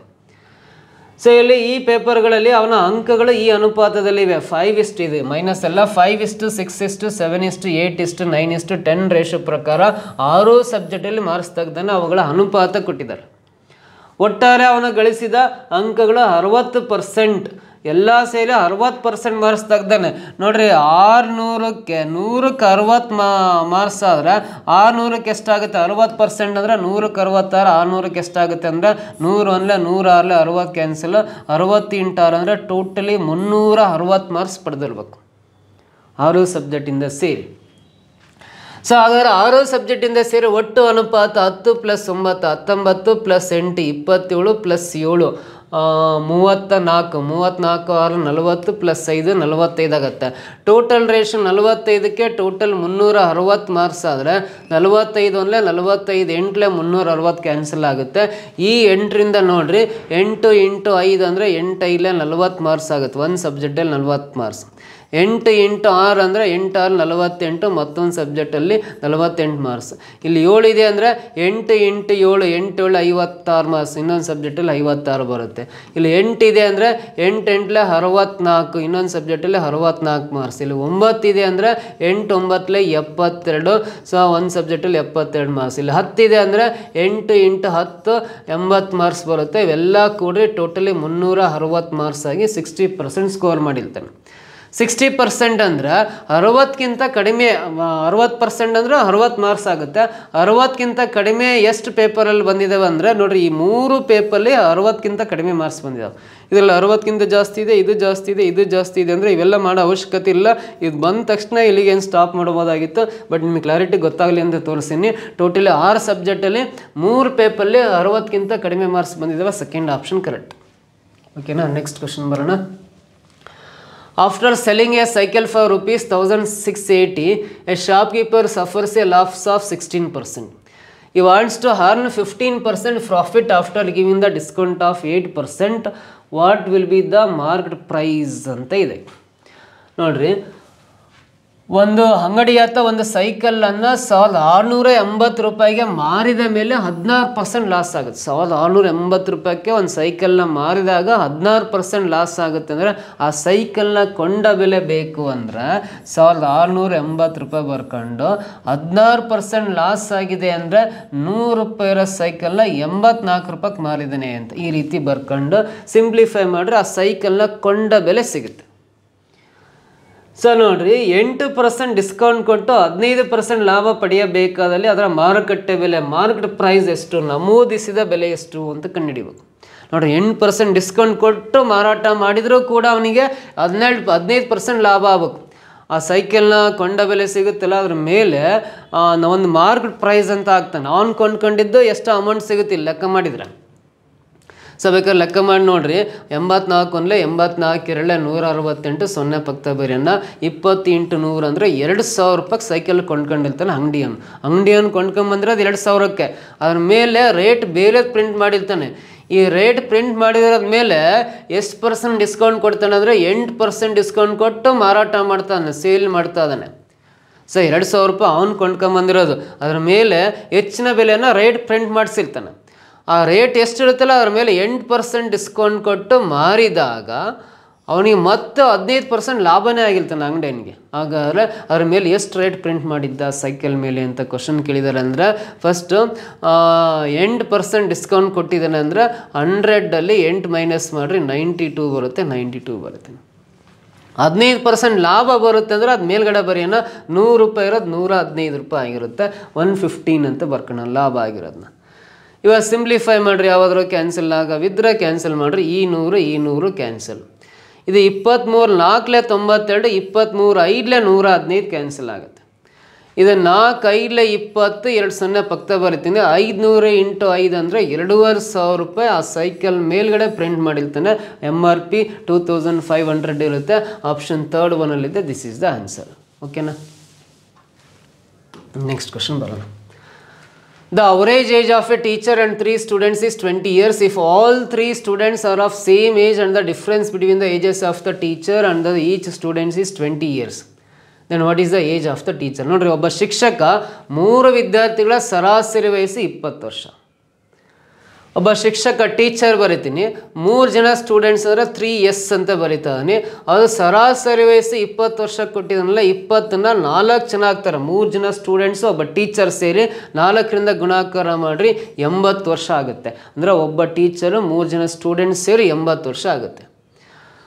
ಸೊ 3 ವಿದ್ಯಾರ್ಥಿಗಳ ವಯಸ್ಸುಗಳು ಸೇಮ್ ಇದೆ ಅಂತ ಕೊಟ್ಟಿದ್ದಾನೆ. 3 ವಿದ್ಯಾರ್ಥಿಗಳ ವಯಸ್ಸೆಲ್ಲ ಸೇಮ್ ಇದೆ ಅಂತ ಹೇಳಿದ್ದಾನೆ. ಹಾಗೂ ಶಿಕ್ಷಕ ಮತ್ತು ಪ್ರತಿ ವಿದ್ಯಾರ್ಥಿಯ ವಯಸ್ಸಿನ ಅಂತರ, ಒಬ್ಬ ಟೀಚರ್ಗೂ ಒಬ್ಬ ಸ್ಟೂಡೆಂಟ್ಸ್ಗೆ ಏಜ್ ಡಿಫ್ರೆನ್ಸ್, ಟೀಚರ್ ವಯಸ್ಸಲ್ಲಿ ಸ್ಟೂಡೆಂಟ್ಸ್ ವಯಸ್ಸನ್ನು ಮೈನಸ್ ಮಾಡಿದಾಗ ಏಜ್ ಡಿಫ್ರೆನ್ಸ್ 20 ಇಯರ್ಸ್ ಅಂತ ಹೇಳಿದ್ದಾನೆ. ಹಾಗಾದರೆ ಶಿಕ್ಷಕರ ವಯಸ್ಸು ಎಷ್ಟು ಅಂತ ಕಂಡುಹಿಡಿಬೇಕು.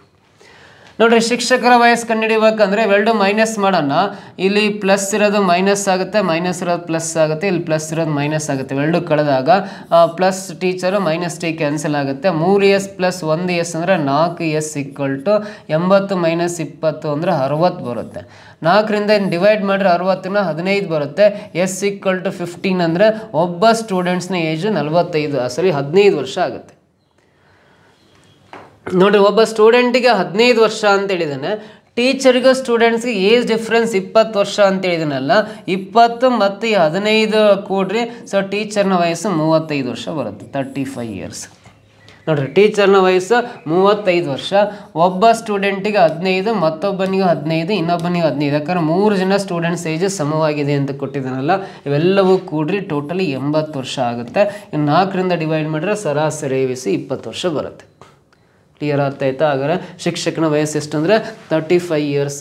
4th ಆಪ್ಷನಲ್ಲಿದೆ. This is the answer. Next question ಬರೋಣ. ಮುಂದಿನ ಪ್ರಶ್ನೆ. If you have 2 straight sticks of length 7.5 feet and 3.25 feet. ನೋಡ್ರಿ, ಒಂದು ಸ್ಟಿಕ್ ಇದೆ 7.5 ಅಡಿ ಇದೆ. ಇನ್ನೊಂದು ಸ್ಟಿಕ್ಕು 3.25 ಅಡಿ ಇದೆ. ಸೊ ಈ 2 ಉದ್ದದ ಕೋಲುಗಳಿವೆ. ಇವುಗಳಿಂದ ನೀವು ಅಳೆಯಬಹುದಾದ ಕನಿಷ್ಠ ಉದ್ದ ಎಷ್ಟು ಅಂತ, ಇವುಗಳಿಂದ ಅಳೆಯಬಹುದಾದ ಕನಿಷ್ಠ ಉದ್ದ ಕೇಳಿದ್ದಾನೆ. So what is the minimum length can you measure ಅಂತ ಕೇಳಿದಾಗ, ಸೊ ವೆರಿ ಸಿಂಪಲ್. ಇವೆರಡೂ ನಂಬರ್ಸು ಇಲ್ಲಿ ಕೊಟ್ಟಿರೋ 4 ಆಪ್ಷನ್ಸಿಂದ ಯಾವುದರಿಂದ ಡಿವೈಡ್ ಆಗ್ತವೋ ಅದೇ ಮಿನಿಮಮ್ ಲೆಂತ್ ಆಗಿರುತ್ತೆ. ಸೊ ನೋಡ್ರಿ, 1ರಿಂದ 7.5 ಅನ್ನೋದು 1ರಿಂದ ಡಿವೈಡ್ ಆಗಿ 7.5 ಬರುತ್ತೆ. 3.25 ಕೂಡ 1ರಿಂದ ಡಿವೈಡ್ ಮಾಡಿದರೆ 3.25 ಬರುತ್ತೆ ಅಂದಮೇಲೆ, ಸೊ ಈ 1ರಿಂದ ಇವೆರಡು ಡಿವೈಡ್ ಆಗ್ತವೆ ಅಂದರೆ ಇದೇ ಆನ್ಸರ್ ಅಂತ ಹೇಳ್ಬೋದು. ಆದರೆ ಸೆಕೆಂಡ್ ಆಪ್ಷನ್ ಚೆಕ್ ಮಾಡಲೇಬೇಕು. 0.05 ಇಂದ 7.5 ಅನ್ನು ಅಗೇನ್ 0.05 ಇಂದ ಡಿವೈಡ್ ಮಾಡಿರಿ. ಇಲ್ಲಿ ಏನಿಲ್ಲ ಅಂದ್ರೆ ಒಂದು 0 ಹಾಕೋಬೋದು. ಇಲ್ಲಿ 2 ಡಿಜಿಟಮಲ್ ಪಾಯಿಂಟ್, ಇಲ್ಲಿ 2 ಡಿಜಿಟಮಲ್ ಪಾಯಿಂಟ್ ಇದ್ದಾರೆ. ಪಾಯಿಂಟನ್ನು ಎಲಿಮಿನೇಟ್ ಮಾಡಿ 750/005 ಬರಿಬೋದಾದ್ರೆ ಇದು 5 ಅಷ್ಟೇ. 5 1 5, 2 ಉಳಿಯುತ್ತೆ, 5 25, 0 ಲಾಸ್ಟಿಗೆ ಬಂದರೆ 150 ಬರುತ್ತೆ. ಅಂದರೆ ಇದು 0.05 ಇಂದ 7.5 ಡಿವೈಡ್ ಆಗುತ್ತೆ. ಅದೇ 3.25 ಅನ್ನೋದು ಕೂಡ 0.05 ಇಂದ ಡಿವೈಡ್ ಆಗುತ್ತೆ ಅಂತ ನೋಡೋಣ. ಸೊ ಇಲ್ಲಿ ಪಾಯಿಂಟಿಂದ ರೈಟ್ ಸೈಡ್ 2 ಅಂಕೆ, ಇಲ್ಲೂ 2 ಅಂಕೆ ಇದೆ. ಅಂದರೆ ಇದು 325 ಬರೆಯೋಣ. ಇನ್ನು 005 ಬರೆಯೋಣ ಪಾಯಿಂಟ್ ತೆಗೆದು. ಇದು 5 ಅಷ್ಟೇ. 5 5 25, 5 6 30, ಇನ್ನು 2 ಉಳಿಯುತ್ತೆ, 5 25 ಕ್ಯಾನ್ಸಲ್ ಆದರೆ 0.05 ಇಂದ ಅಗೇನ್ ಇವೆರಡೂ ಲೆಂತ್ಗಳು ಎಕ್ಸಾಕ್ಟ್ ಡಿವೈಡ್ ಆಗ್ತವೆ ಅಂದಮೇಲೆ ಇವೆರಡನ್ನ ಚೆಕ್ ಮಾಡೋ ಅವಶ್ಯಕತೆನೇ ಇಲ್ಲ. ಯಾಕಂದರೆ 4 ನಂಬರ್ಸಲ್ಲಿ ಇದೇ ಅತಿ ಚಿಕ್ಕ ಸಂಖ್ಯೆ. ಅಂದರೆ ಇದರಿಂದ ಡಿವೈಡ್ ಆದರೂ ಕೂಡ ಇದಕ್ಕಿಂತ ಇದು ದೊಡ್ಡದಾಗುತ್ತೆ, ಇದಕ್ಕಿಂತ ಇದು ದೊಡ್ಡದಾಗುತ್ತೆ. ಇಲ್ಲಿ ಕನಿಷ್ಠ ಅಂತ ಕೇಳಿರೋದ್ರಿಂದ ಕನಿಷ್ಠ ಸಂಖ್ಯೆಯಿಂದನೇ ಡಿವೈಡ್ ಆಗುತ್ತೆ ಅಂದಮೇಲೆ ಮುಂದಿರೋ ಸಂಖ್ಯೆಗಳ ಡಿವೈಡ್ ಕಂಡೀಷನ್ಸ್ನ ಚೆಕ್ ಮಾಡೋ ಅವಶ್ಯಕತೆನೇ ಇಲ್ಲ. So 0.05 correct. 0.25 ಇಂದನೂ ಡಿವೈಡ್ ಆಗುತ್ತೆ, ಆದರೆ ಕನಿಷ್ಠ ಅಂತ ಕೇಳಿದಾಗ ಇದೇ ಚಿಕ್ಕದು, ಇದಕ್ಕಿಂತಾಗ ಇದೇ answer. Second option. First option 1 ಅಡಿ ಡಿವೈಡ್ ಆಗುತ್ತೆ, ಆದರೂ ಕೂಡ ಇದು ರಾಂಗ್. ಯಾಕಂದರೆ ಇವೆರಡರಲ್ಲಿ ಕನಿಷ್ಠ ಅಂದರೆ 0.05 ಚಿಕ್ಕದು ಅಂದರೆ. ಗೊತ್ತಾಯ್ತಾ? ನೆಕ್ಸ್ಟ್ ಕ್ವೆಶನ್ ಬರೋಣ. One page is torn from a booklet whose pages are numbered in the usual manner starting from the first page as 1. The sum of the numbers on the remaining pages is 195. The torn page contains which of the following numbers ಅಂತ ಇದೆ. ನೋಡ್ರಿ, ಪುಟದ ಸಂಖ್ಯೆ 1ರಿಂದ ಪುಟ ಸಂಖ್ಯೆ 1 ಇರುವ ಪುಸ್ತಕ 1ರಿಂದ ಒಂದು ಪುಟವನ್ನು ಹರಿಯಲಾಗಿದೆ. ನೋಡ್ರಿ, ಒಂದು ಬುಕ್ಸ್ ಅಥವಾ ಮ್ಯಾಗ್ಝಿನಲ್ಲಿ ಒಂದಿಷ್ಟು ಪೇಜಸ್ ಇದಾವೆ. ಯಾವ್ದಾರ ಒಂದು ಪೇಜ್ ಅರ್ಧಾಕಿದ್ವಿ ಅಂದರೆ 2 ಪುಟ ಸಂಖ್ಯೆ ಹೋಗ್ತವೆ, ಒಂದು ಕಡೆದು ಒಂದು, ಇನ್ನೊಂದು ಕಡೆದು ಒಂದು. ಸೊ ಹಾಗಾದ್ರೆ ಪೇಜ್ ಅರ್ಧಾಕಿದಾದ್ಮೇಲೆ ಉಳಿದ ಪುಟಗಳ ಮೇಲಿರೋ ಸಂಖ್ಯೆಗಳನ್ನು ಕೂಡ್ತಾ ಹೋದರೆ ಒಟ್ಟು ಮೊತ್ತ 195 ಆಗುತ್ತೆ ಅಂತ ಕೊಟ್ಟಿದ್ದಾರೆ. 195 ಅಂತ ಕೊಟ್ಟಿದ್ದಾರೆ. ಸೊ ಹಾಗಾದ್ರೆ ಹರಿದ ಪುಟ ಈ ಕೆಳಗಿನ ಯಾವ ಸಂಖ್ಯೆಗಳನ್ನು ಹೊಂದಿದೆ ಅಂತ ಕೇಳಿದ್ದಾನೆ. ಸೊ ಇದಕ್ಕೆ ಆನ್ಸರ್ ಅಂದರೆ ನಾವೊಂದು ಅಸಂಪ್ಷನ್ ಮೇಲೆ ಆನ್ಸರ್ ಮಾಡೋದಾದ್ರೆ 1ರಿಂದ ಫಾರ್ ಎಕ್ಸಾಂಪಲ್ 20 ಪುಟಗಳಿದ್ದಾವೆ ಅಂದರೆ 1ರಿಂದ 20ರವರೆಗಿನ ಎಲ್ಲ ಸಂಖ್ಯೆಗಳನ್ನು ಬರ್ಕೊಂಡು ಕೂಡಿದಾಗ ಆನ್ಸರು 210 ಬರುತ್ತೆ. ಸೊ 1ರಿಂದ 20 ಪೇಜಸ್ ಇದ್ದಾವೆ ಅಂದರೆ 20 into next number 21 divide by 2 ಅಂತ ನಾವು ಸ್ವಾಭಾವಿಕ ಸಂಖ್ಯೆಗಳ ಮೊತ್ತ ಕಂಡುಹಿಡಿತೀವಿ. 2 1 2 10 20 ಕ್ಯಾನ್ಸಲ್ ಆಗಿ 21 ಇಂಟು 10 210 ಬರುತ್ತೆ. 20 ಪೇಜಸ್ ಬುಕ್ಲೆಟ್ ಇದೆ ಅಂದರೆ ಎಲ್ಲ ಸಂಖ್ಯೆಗಳನ್ನು ಪೇಜಲ್ಲಿ ಮೇಲಿರೋ ಎಲ್ಲ ಸಂಖ್ಯೆಗಳನ್ನು ಕೂಡಿದಾಗ 210 ಬರುತ್ತೆ. ಈ 210ಅಲ್ಲಿ ಫಾರ್ ಎಕ್ಸಾಂಪಲ್ ಈ 5 6 ಅಂದರೆ 11ನ್ನು ಮೈನಸ್ ಮಾಡಿರಿ ಎಷ್ಟು ಬರುತ್ತೆ ಅಂದರೆ 199 ಬರುತ್ತೆ. ಇಲ್ಲಿ 199 ಇಲ್ಲ, ರಾಂಗ್. ಅದೇ 7 8ನ ಇವೆರಡು ಸೇರಿ 15 ಆಗುತ್ತಲ್ಲ, 15 ಮೈನಸ್ ಮಾಡಿರಿ 195 ಬರುತ್ತೆ. ಇಲ್ಲೂ 195 ಇದೆ ಅಂದರೆ ಸೊ ಅಲ್ಲಿ ಅರ್ಧಾಕಿರೋ ಪುಟದ ಸಂಖ್ಯೆಗಳು 7ನೇ ಪುಟ ಮತ್ತು 8ನೇ ಪುಟ. 1 ಪೇಜ್ ಕಿತ್ತಾಕಿದೀವಲ್ಲ, 7 ಮತ್ತು 8 ಪೇಜ್ ಹೋಗಿದೆ. ಹಾಗಾಗಿ ಸೆಕೆಂಡ್ ಆಪ್ಷನ್ ಕರೆಕ್ಟು. ಸೊ ಇದನ್ನು ಚೆಕ್ ಮಾಡೋ ಅವಶ್ಯಕತೆನೇ ಇಲ್ಲ. ಗೊತ್ತಾಯ್ತಾ? ಈ ರೀತಿ ಟೋಟಲಿ 17 ಪ್ರಶ್ನೆಗಳನ್ನು ಈ ಎಕ್ಸಾಮಲ್ಲಿ ಕೇಳಿದ್ದಾನೆ. ಸೊ ನೀವೇನಾರ ಲ್ಯಾಂಡ್ ಸರ್ವೇರ್, ಬೀಟ್ ಫಾರೆಸ್ಟರು ನೀವು ಅಥವಾ ನಿಮ್ಮ ಫ್ರೆಂಡ್ಸು ನಿಮ್ಮ ಸಿಬ್ಲಿಂಗ್ಸಲ್ಲಿ ಎಕ್ಸಾಮ್ ತಗೊಂಡಿದ್ರೆ ಅವರಿಗೆ ಸೊ ಆನ್ಲೈನ್ ಕೋರ್ಸು ಒಂದು ಪ್ರಾಪರ್ ಕೋರ್ಸನ್ನು ನಾವು ಬಿಲ್ಡ್ ಮಾಡಿದ್ವಿ. ಆ course 100% syllabus wise topic wise classes ಇರ್ತವೆ. ಹಾಗೆ ಪ್ರೀವಿಯಸ್ ಕ್ವೆಶನ್ ಪೇಪರ್ ಅನಾಲಿಸಿಸು ಕೂಡ ಮಾಡಿದ್ವಿ, PDF ನೋಟ್ಸು ಕೂಡ ಅಪ್ಲೋಡ್ ಮಾಡ್ತಾ ಇರ್ತೀವಿ. ಇದೆಲ್ಲ ನಿಮಗೆ ಬೇಕು ಅಥವಾ ನಿಮ್ಮ ಫ್ರೆಂಡ್ಸು ಅಥವಾ ಸಿಬ್ಲಿಂಗ್ಸಲ್ಲಿ ಇದ್ದರೆ ತಡ ಮಾಡ್ದೇ ಆನ್ಲೈನ್ ಕೋರ್ಸನ್ನ ಜಾಯ್ನ್ ಆಗೋಕ್ಕೆ ಹೇಳಿ. ಹೆಚ್ಚಿನ ಮಾಹಿತಿ ಬೇಕಂದರೆ ಇಲ್ಲಿ ಕಾಣಿಸ್ತಕ್ಕಂಥ ಮೊಬೈಲ್ ನಂಬರ್ಗೆ ಕರೆ ಮಾಡಿ ಅಂತ ಹೇಳ್ತಾ ಈ ಕ್ಲಾಸ್ನ ಇಲ್ಲಿ ಎಂಡ್ ಮಾಡ್ತೀನಿ. ಸೊ ಈ ವಿಡಿಯೋ ಇಷ್ಟ ಆಗಿದ್ರೆ ನಿಮ್ಮ ಏನಾದ್ರು ಅನಿಸಿರೋ ಕಮೆಂಟ್ ಮಾಡಿ ನಿಮ್ಮ ಫ್ರೆಂಡ್ಸ್ ಗ್ರೂಪ್ಸಿಗೆಲ್ಲ ಶೇರ್ ಮಾಡ್ತಾ ಬನ್ನಿ. ನೆಕ್ಸ್ಟ್ ವಿಡಿಯೋದಲ್ಲಿ ಮತ್ತೆ ಭೇಟಿ ಆಗ್ತೀನಿ. Thank you so much.